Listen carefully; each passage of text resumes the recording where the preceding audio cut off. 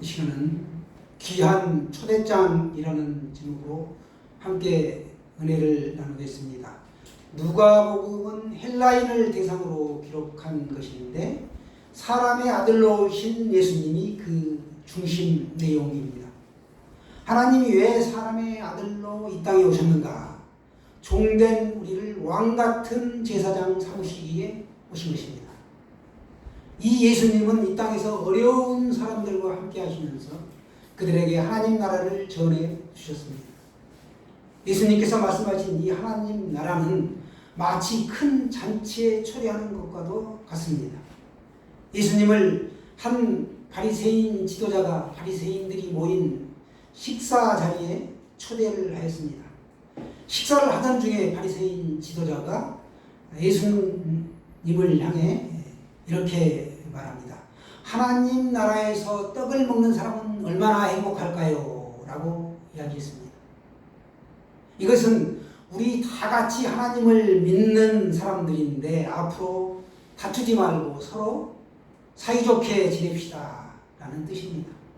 이 말을 들은 예수님은 하나님 나라를 큰 잔치에 비유하여 어떤 사람이 천국에 들어가는지를 말씀하셨습니다.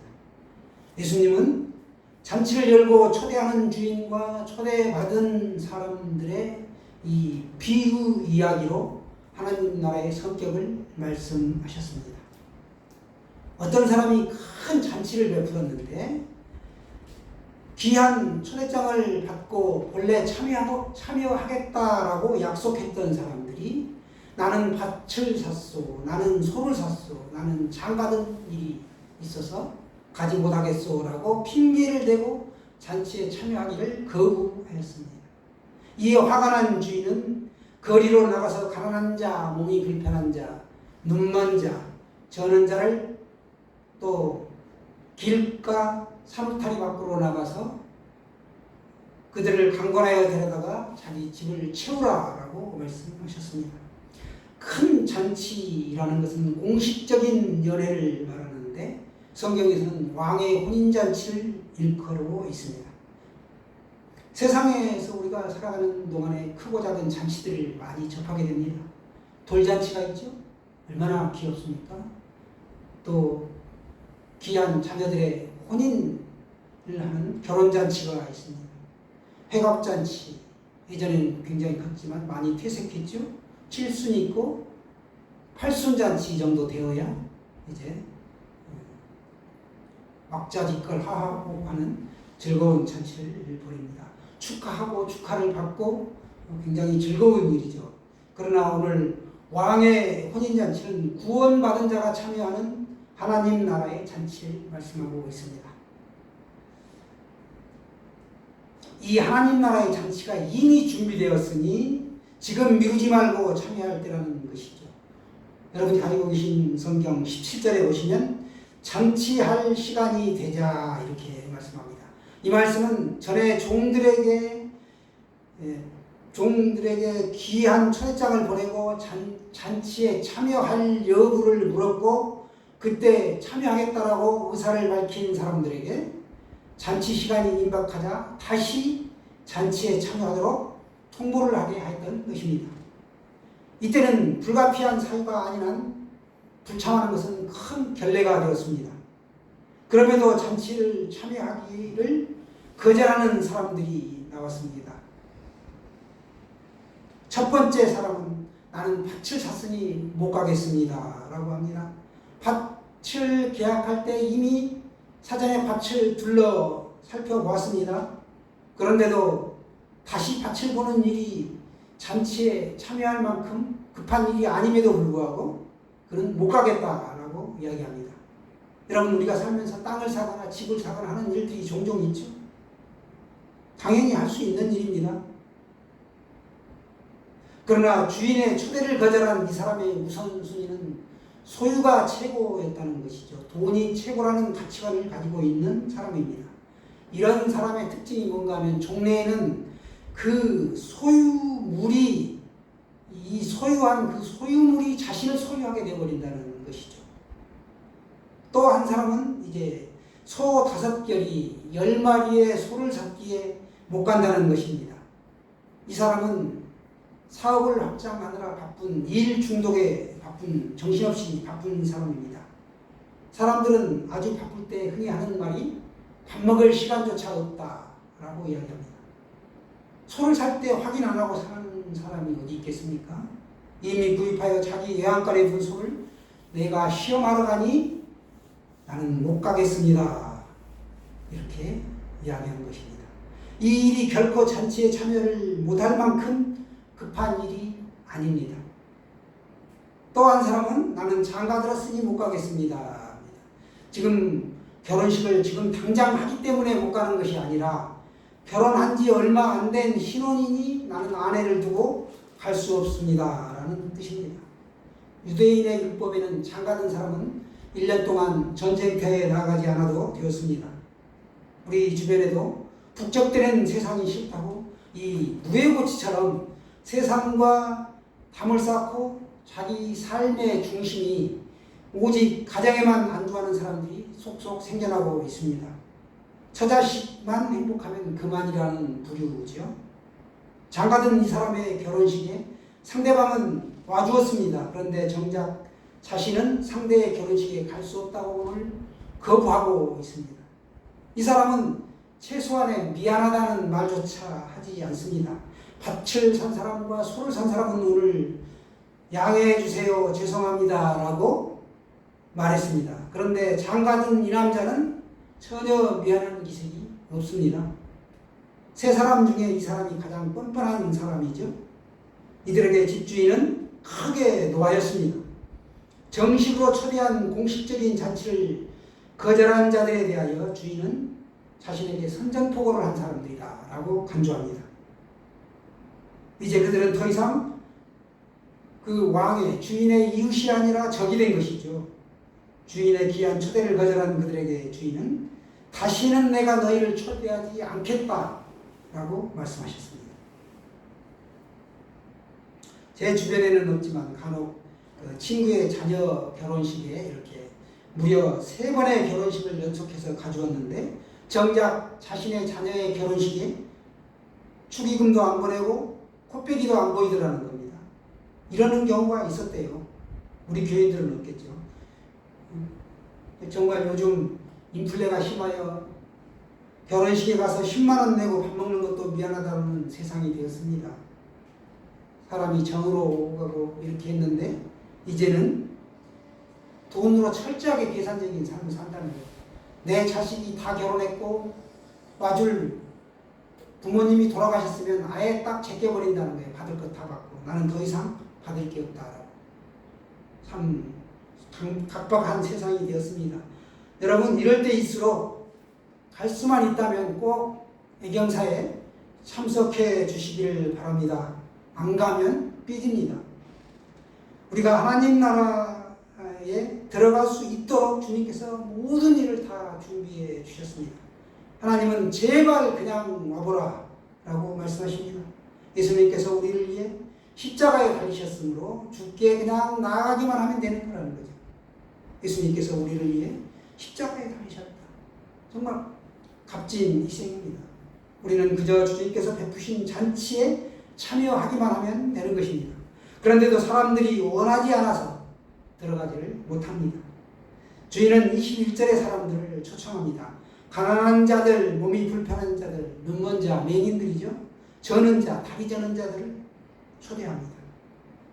이들은 구약시대에는 죄인으로 여겨졌던 사람들입니다. 그래서 여호와의 총에 들어가지를 못했죠. 예수님 시대의 사람들이 생각하기를 하나님 나라에서 가장 멀리 있다고 생각했던 사람들이 도리어 하나님 나라의 잔치에 참여하게 되었다라는 것을 의미합니다. 22절에도 보시면 아직도 자리가 남아있나이다 라고 합니다.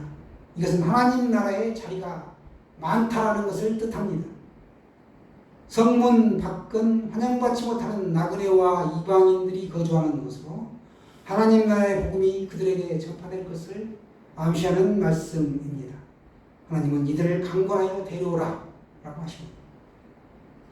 열심히 설득하고 또 설득해서 어떻게 해서든지 데려오라는 것, 이것이 강권하여 데려오라. 팔을 비틀어서라도 데려오라는 것입니다. 그만큼 간절하고 애절하고 안타까운 마음으로 하나님 나라에 초대하고 계신 것입니다. 결국 처음 초대했던 사람들은 들어가지 못하고 초대받지 못했던 약자들과 이방인들이 하나님 나라의 잔치에 들어갑니다. 이방인들이라도 약자들이라도 누구든지 원하는 사람들에게는 하나님 나라가 활짝 열려 있습니다. 그동안 하나님 나라 백성이 되고 싶어도 자격이 되지 않아서 참여할 수 없었던 사람들이었습니다. 이들은 예배 자리에 참여할 수 없었고 하나님께 예물을 드리고 싶어도 이들의 예물은 철저하게 외면당했습니다. 배제되었던 이들에게 하나님 나라가 이제 드디어 활짝 열리게 되었습니다. 이들에게 그저 주님과 교제하는 자리에 들어오기만 하라는 것입니다. 그냥 오라는 겁니다. 돈 없이 값없이 와서 포도주와 젖을 사라 먹으라는 것입니다. 그러면 주님께서 성령을 보내주셔서 그들의 모든 죄를 용서하시고 하나님의 거룩한 의를 주셔서 그들을 하나님의 백성이 되게 하시겠다라는 말씀입니다. 이것은 주님께서 하나님 나라 잔치에 이 세상의 모든 사람을 초대하셨다라는 것을 의미합니다. 초대하신 이유가 무엇입니까? 떡을 먹는 자가 복되기 때문에 초대했고 손님이 있어야 잔치가 즐겁기 때문에 초대한 것이고 모든 것이 이미 다 준비되어 있기에 하나님 나라의 이 잔치, 하나님 나라가 이 잔치와 같다라는 것입니다. 이 잔치에 초대하게 된 것이죠. 이 잔치는 어느 잔치와 같이 그저 먹고 마시는 잔치가 아닙니다. 영원한 생명, 영원한 멸망, 이것을 결정짓는 자리가 이 하나님 나라의 잔치라는 것입니다. 그러기에 이 잔치는 우리가 어떻게 해서든지 참여해야만 하는 잔치입니다. 그러나 그들은 궁색한 변명을 늘어놓으며 잔치에 참여하기를 거절했습니다. 땅의 일 때문에 하나님의 은혜를 잃어버리고 귀한 초대장을 허투루 여기는 것입니다. 분주하고 바쁘기도 했지만 구원의 문제는 무엇보다도 중요합니다. 그들은 당장 눈앞의 일에 몰두한 것입니다. 자신의 소유물을 지키기 위해 또 생활에 필요한 방편을 위해 가족을 위해 시간을 내야 했던 그들이 잔치에 참여할 수 없다고 거절한 것에 대하여 주인은 크게 진노하였습니다. 그리고 이들은 결단코 하나님 나라의 잔치에 참여할 수 없으리라 라고 선언하셨습니다. 교회에는 나오지만 주님과 교제하는 자리에는 들어오지 않는 사람들이 있습니다. 그 마음에 예수님을 사랑하는 마음이 없다는 것입니다. 혹시 나는 그렇지 않은지 한번 살펴보시기 바랍니다. 하나님 나라에는 원하는 사람은 누구든지 들어갈 수 있습니다. 세상의 모든 것을 다 잃어버리는 한이 있더라도 우리가 천국에는 반드시 들어가겠다 하는 그런 간절함이 있어야 합니다. 지금 우리가 드리는 예배가 이렇게 적당히 드리는 것이 아니라 이 간절함으로 나아가는 예배가 되어야 하는 것입니다. 청에도 오지 않는 사람은 잔치를 맛보지 못합니다. 하나님이 원하시는 것은 하나님 나라의 잔치에 참여하는 것이고 청중에게 요구하는 것은 데려오라는 것입니다. 코로나가 진정되었습니다. 그래서 모든 예배가 정상화가 되었고 전에 이제 나오던 사람들에게 전화하면 전화를 받지를 않는 겁니다. 그리고 나오지도 않죠. 말씀을 듣게 하고 하나님의 은혜를 맛보려면 복음을 경험해야 하고 복음을 들으면 아하 하고 깨달아지는데 말씀을 듣지 않으니까 성령이 역사할 수 없죠. 세상 일에 분주하여 주님 섬기는 일을 등한히 하는 우리가 어리석은 자가 되지 말고 늘 주님과 교제하는 삶을 살아갑시다. 성경은 구원받은 성도들이 천국에서 하나님과 함께 영원히 기쁨과 즐거움을 누리는 상황을 큰 잔치에 비유하고 있습니다.